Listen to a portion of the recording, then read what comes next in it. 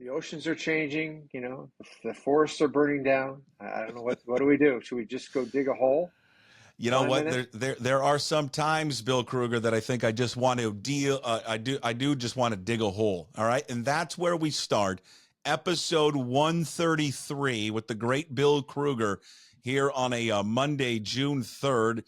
Bill's weekly appearance, all brought to you by the Rise Above Foundation. And Rise Above Foundation, they got their tournament coming up June 24th. Bill will have more information on that as we get towards the end of the show there at the golf club at Snoqualmie Ridge. You can log on to nativeyouthriseabove.org for more information. That's what you and I are doing. We're just trying to solve the world's problems, not just baseball, Bill, but Well, everybody's problems. right. That's what the show is designed for. Serious, hard-hitting, global issues, right? I Right. think they got the wrong guys. They have the wrong people in charge. I think we should be in charge of everything, should we not? I think it's an easy call. Get us some big 10-gallon hats. Got the biggest hat in the room.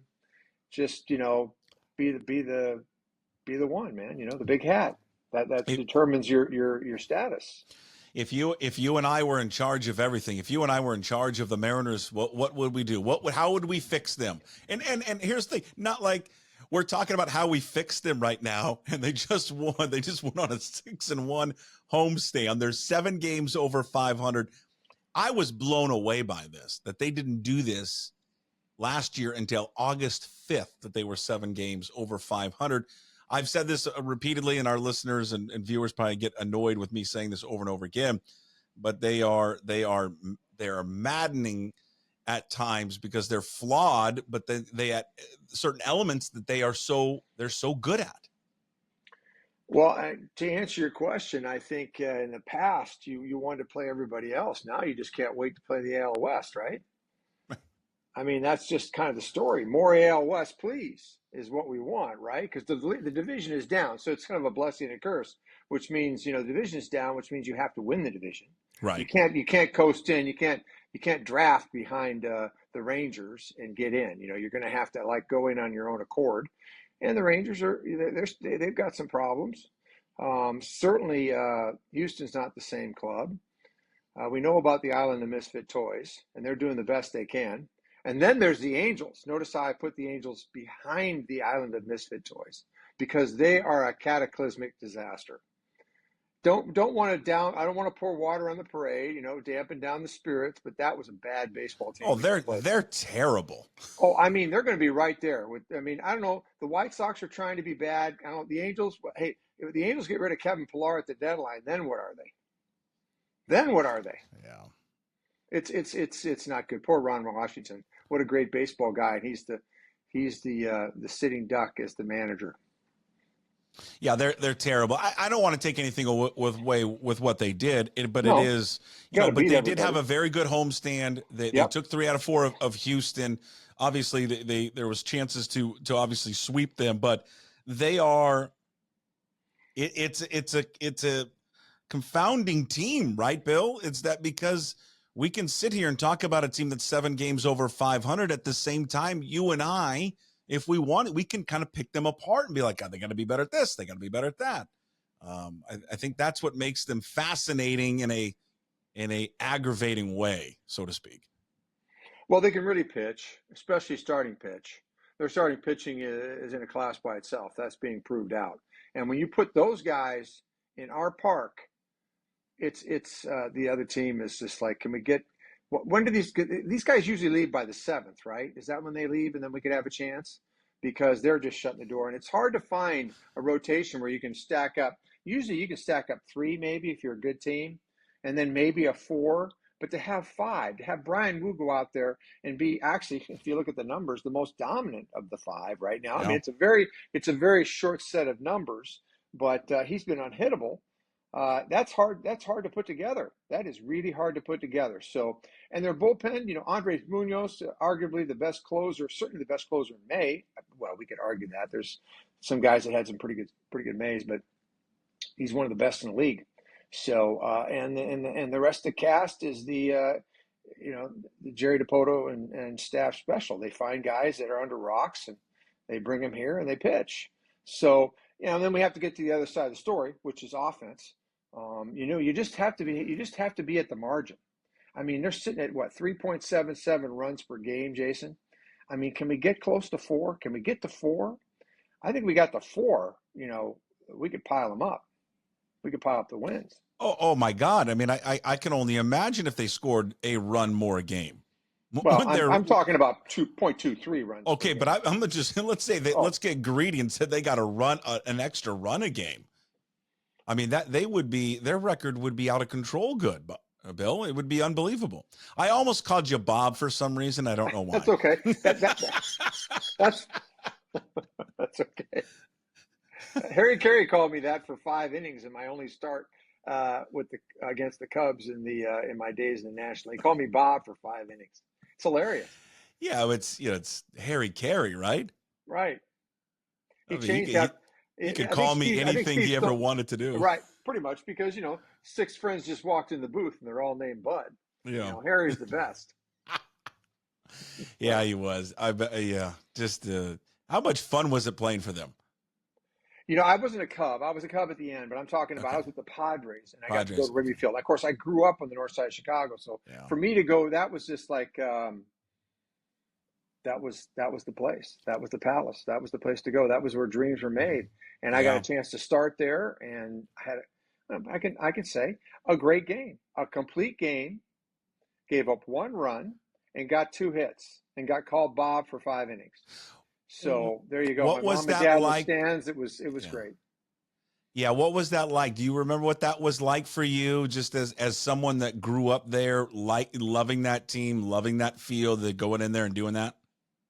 It's kind of I got to at the end of my career, so I guess I'd gotten a little bit more kind of the new normal was already there for me as far as being a pro player. This was at the end of my career. This is 1994, so it's near the end. And to go into Chicago, I'd pitched there a couple times in relief and done well, but this was a start with the Padres, and we were not a very good team. And it was a dream. It was a dream to come in there and pitch. I grew up, being in the north side of Chicago and having the Cubs on television every day as a kid. I mean, it was like cable before cable. I had the greatest mom in the world, Jason. You would have to say this. I would come home for lunch. This is as a grade schooler in the spring. And because we didn't have a lunchroom, and I'd run as fast as I could home in 7 or 8 blocks, and my mom would have lunch for me, and then I would hem and I'd haw, and I'd hem and haw, and every once in a while I'd go, don't go back to school. Let's go downstairs and watch the Cubs. I got some ironing to do. That's my mom. So it was dreamy. It was dreamy to watch the Cubs. It felt like it was too far away. I couldn't really touch it. I remember the first time I went to the ballpark, and everything just exploded. The colors, the sounds. I don't know how to put it. We just kids today. There's just everything come at them full speed ahead. And my day, it was more about mimicking your heroes and pretending in the backyard you were, Ernie Banks or Billy Williams or Ferguson Jenkins or whatever it was. As we made up our games as we went along. That's what it was like growing up as a kid for me. They still do it. I got a 10-year-old. They still do it. It hasn't been lost. They still are. They got the other stuff too, but they're still doing it. I haven't been to every ballpark, but I think I've been to the cathedrals of baseball. Yeah. So I've been to Wrigley, been to Fenway, been to Old Yankee Stadium, and I've been to Dodger Stadium. And I think those are that's the 4 pillars, right. I think. Yeah. That's the Mount Rushmore of ballparks, I think. And Wrigley's my favorite. It's not even close. It is for me, the Ivy Walls. I mean, I can hear Jack Brickhouse calling home runs. Special.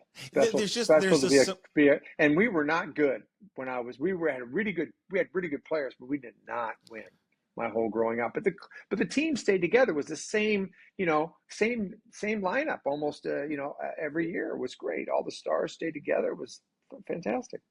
What I like about it, there is just a simplicity to it. Yeah. That's what I enjoy about it. There's just an absolute simplicity to the stadium. I know they've made upgrades to it. And then even in the concourse and some of the food things that you wouldn't recognize when you were a kid and all that. But there's only so much that you can actually do to the ballpark and fit some things in. But I walk in there and I feel that I'm being taken back to the 60s, to the 70s, to the 80s for a good portion of that ballpark, which I don't know. I thoroughly enjoy it. Yeah, I don't know how long I can keep standing that place in Fenway. I mean, you have to make the sojourn, I think, to go to those places and experience baseball. Different crowds, but yet similar kind of nostalgic, real baseball kind of a feeling, uniqueness. Fenway certainly brings that. Such a different kind of crafted ballpark, very Hmm. nondescript on the outside. You feel like you're pulling up on like a some kind of a warehouse, a food warehouse or something and then you walk in the door and then the thing explodes in front of you. Pretty Well, amazing. well, it when the first time I went to Fenway, I don't know what to expect. I've only seen it on TV. I walk in Right. there and I'm like, this looks like a little league field. Like it looks so small to me. Like Yeah, how does everyone not just hit a home run out of this place? That was kind of always my first takeaway. And then my first visit there, what I liked about it is, the old school seats, like we were at first baseline, and for people who've never been there, it's like for some of those seats down there and the rows, there's only one way in. So if you sit like on row or seat 26 and 27, you've got to go through 25 people to get out. And I was sitting right behind. We were watching the Mariners, by the way, first baseline, and I'm sitting right behind a pillar. of course. That was my seat. Lucky you. But it was great. I was like, I you know mean, what? I was so happy. I was so happy where I was. It yeah, was great. It was awesome. to get out on the monster now, you can sit out on the monster. I took some Yeah. people out there for that. That's pretty cool. I can tell you a couple of fun stories when I was pitching there. I remember one of the first times I started there, and I was warming up the bullpen. The fans are right behind there's like a gate for maintenance, right, sort of to the right of the bullpen. And I'm warming up. These guys, these Bostonian fans are like, they can touch me. They're so close. And I'm warming up for 20 minutes, and it's just nothing but a parade of dialogue. Krueger, you got nothing, Krueger. Boggs and Rice are going to kill you, Krueger. It goes on for 20 minutes. It's a riot, right? Uh, I remember a game later in my career, I'm pitching for the Twins. My wife made the trip at the time. She was pregnant with our daughter, Chanel. And she's sitting there, and there wasn't a huge audience of people from our team. So she just had seats, decent seats. And she's watching the game, and she was politely cheering for me because I was doing pretty well. And suddenly there's an airplane that comes flying down, a paper airplane. Then there's a paper wad. Then there's like an open box of popcorn. And she turns around and she goes, "Hey, pregnant." More paper airplanes, more more paper wads. I mean, my wife, she thought it was a riot. I mean, she really loved the old parks. She had a good time. She had a good uh, sense of humor. But that's Boston, man. They don't care. Oh, yeah. you're either with us or against us. Yeah, So that's what I love that stuff. I mean, I love that about their fan base. It's great. Quickly, I think it's a newer field, but I do love Target Field in Minnesota. yeah, I've not That's been there. Have you had a a great one. walleye on the stick yet? Have you? I have not had the walleye on a stick. I've had plenty of walleye in my time, yeah, but not Okay. walleye on a stick. But I'll get there. All right, let's get back to the Yeah. M's. Yes. I'm All sorry. We right, no, digress. no. This was good. I like when we veer off. There's nothing wrong with veering off. It's fun. So where are they at right now for you? A good team. Really can pitch. They dominated at home, which is I think where they should be. Weather's cool, so this place is really playing into their hands because nobody wants to come here and play because it's cold and the ball doesn't go anywhere, and you kind of got them beat before you start. They had a really tough stretch of schedule. Now they're in a little softer moment where they've had these games, against the Angels, and then they get Oakland for three and go down to the Island of Misfit Toys, and hopefully get 2 out of 3 there. They're in a good place. They can't. I mean, could they afford an injury in their rotation? Yeah, Emerson Hancock can pitch a little bit. We saw that they'd be okay. But yeah, the lineup. There are just a lot of question marks, right? I mean, you have to worry about the core. You still have to worry about Julio because he's not slugging. He's hitting 270, but he's not slugging. He still doesn't look figured out to me. His swing still looks long.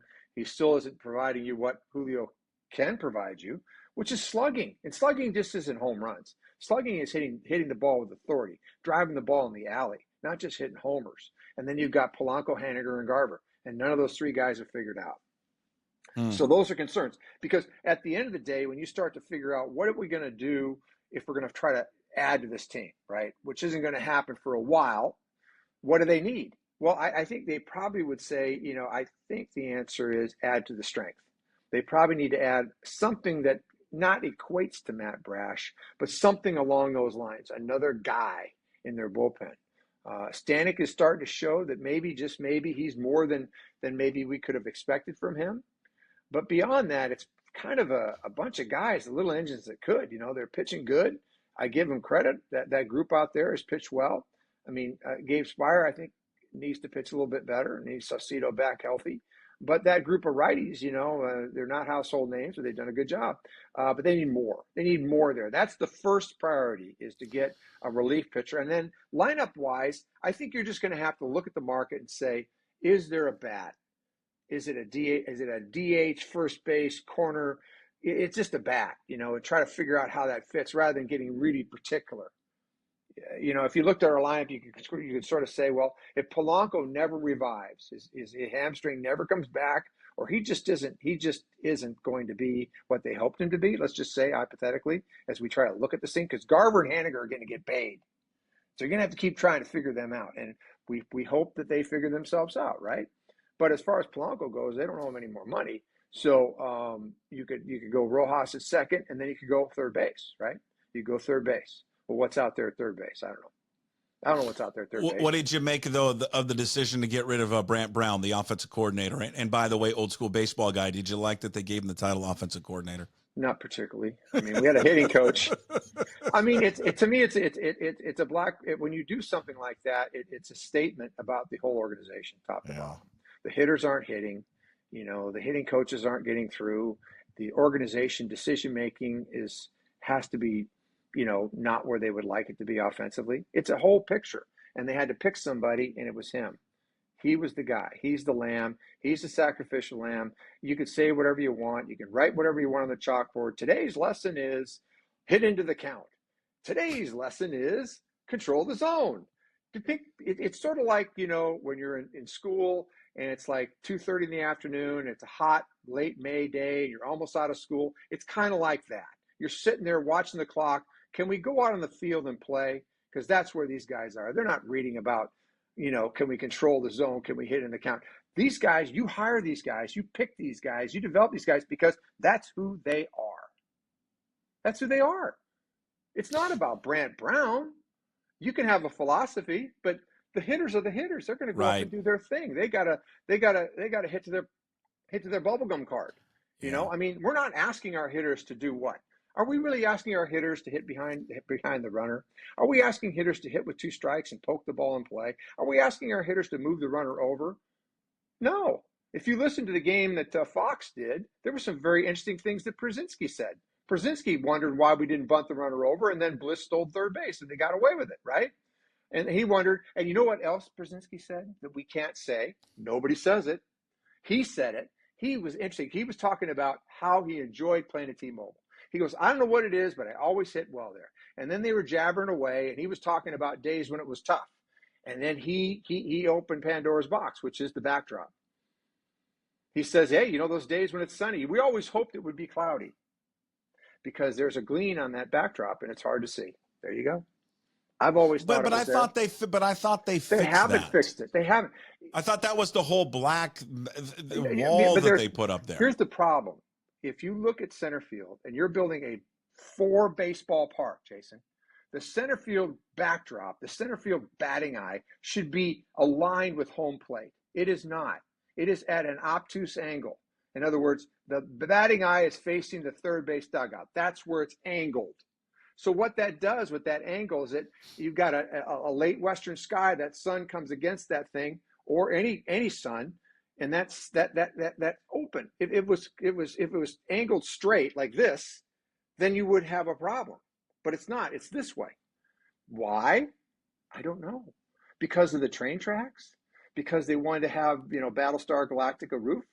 I don't know why. Wait, so the way that the field is, the way the actual stadium is positioned, is Yes, positioned off, and that's what's causing that it creates screws up the with the open hitters. angle. It So opens the angle up and allows more light to hit the batter's eye. so okay, That's so the why it's so the hard to bat see. okay, so the batters are just getting too much sunlight. Is that what Correct. It's happens? just a brighter backdrop. It should be darker. Okay, so but what happens in the beginning of the year when it's raining and it's miserable? Well, Just it's because it's fine. cold? Just cold and terrible, right? Okay. And they should shut the roof those days. Actually, if you ask the hitters, They want it closed all the if they time. want to Klieg lights and cigarettes, and we get the true serum out, Yeah. shut it every day. Well, I think JP Crawford's on the record of saying that.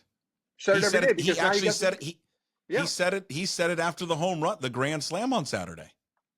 yeah. He mentioned it. He mentioned it. Well, and you know what? It was because I think the roof was being closed as he hit it, and I think closed right when he hit it, I believe. And he said, "Oh yeah," and then the roof was closed. I think he's been pretty clear that they want the roof closed. I mean, especially on the days when I don't know. I mean, maybe they should have a rule if it is less than 60 degrees or whatever. Close the roof. I think it's like they were prisoners. We were all prisoners in a prison. That was the kingdom. The kingdom was a prison. So Oh, it was great. ever since we were able to blow up the prison and all the inmates ran out and said, "Hey, we're out. The sun is out." Ever since then, it's like we will play with that roof open every game unless it snows. I mean, they don't care how cold it is. It helps to shut that roof. It gives the hitter a little bit more carry. Okay, Yeah. because it knocks the wind down, and it's a much better fan experience. If it's going to be cold and it's going to be dark, then why not shut it Well, for the what first is 3 months of the year? Why not? what's the What are you going to reasoning then? see? What are you going to see? You're going to see nothing. You're going to see dark. Yeah.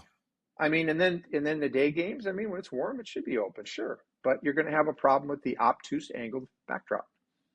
Well, what's the reasoning? Why? I mean, I guess have never heard from them in the beginning of the season, especially when the weather is terrible and when it's cold. Like, why not just have it shut? Like, what's the advantage of having it open? Just because we have an outdoor ballpark? We have a roof for a reason.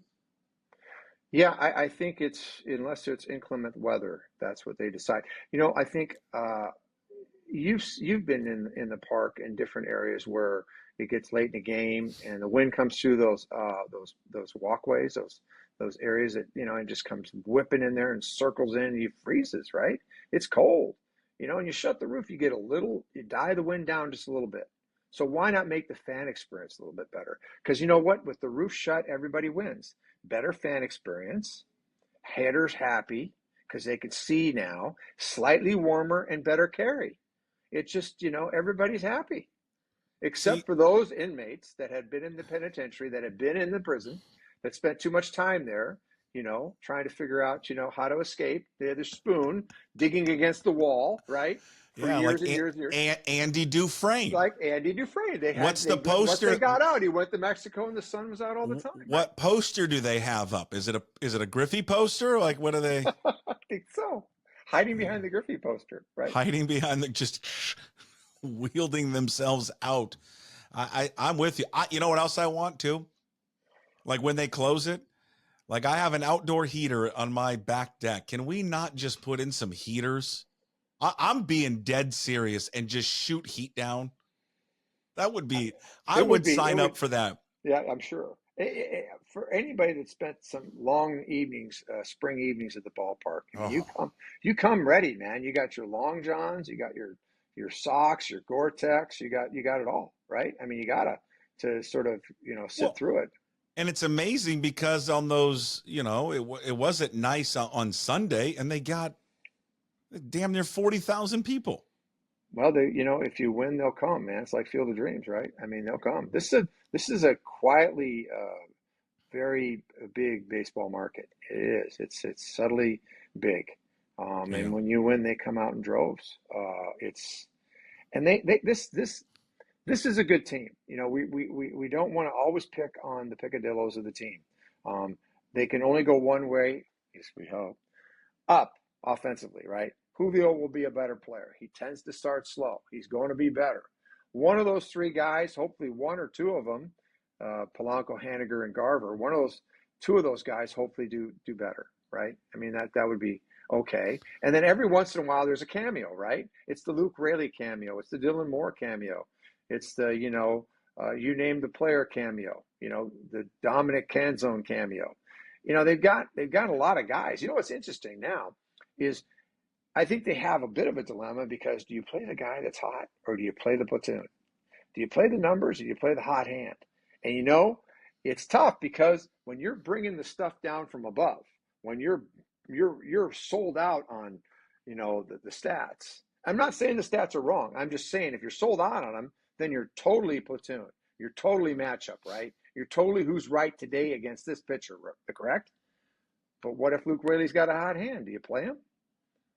I mean, do you play Dylan Moore because he's got a hot hand, or is he going to drift into obscurity now and play once or twice a week? He was carrying us for a while.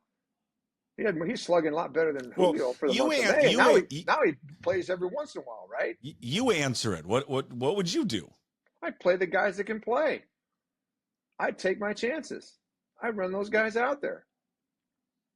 Garver plays against left-handed pitching until further notice. So who plays against right-handed pitching? Oh, I don't know. Figure it out. Canzone, Raley, somebody's going to DH there.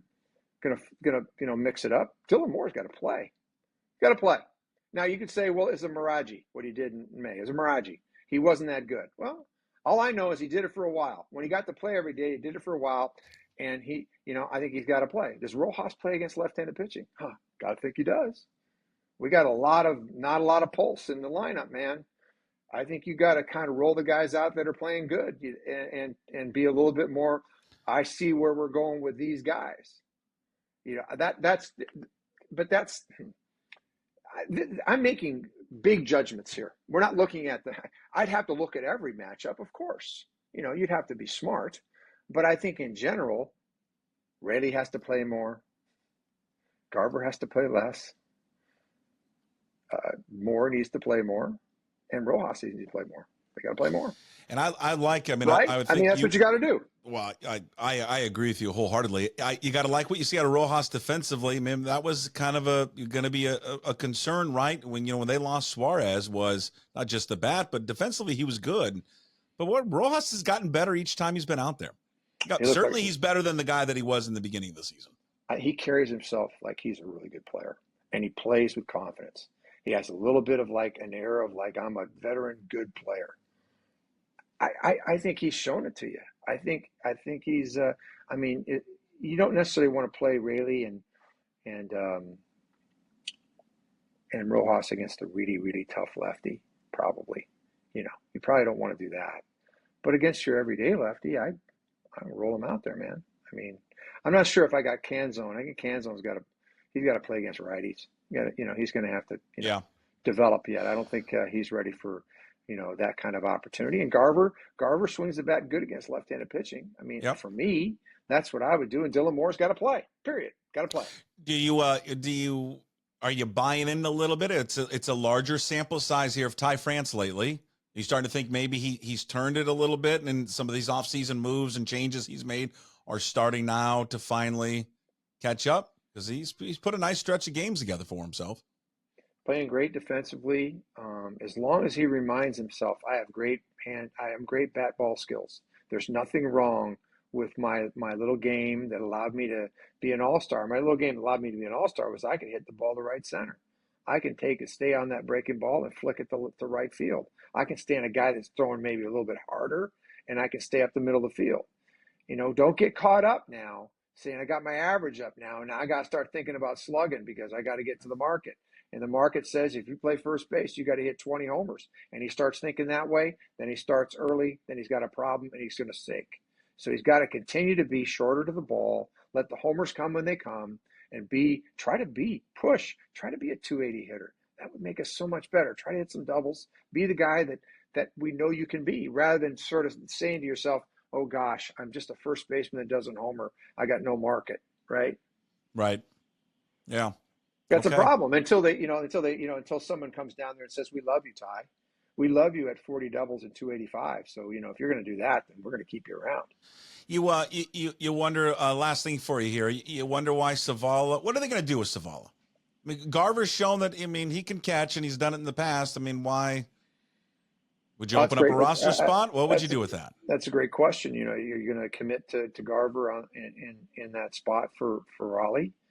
And more times than not, that's going to be against a left-handed pitcher. It kind of makes Zavala, disposable, right at this point. But they just don't have another answer there. I mean, I think what's the concern? I'll tell you exactly what the concern is.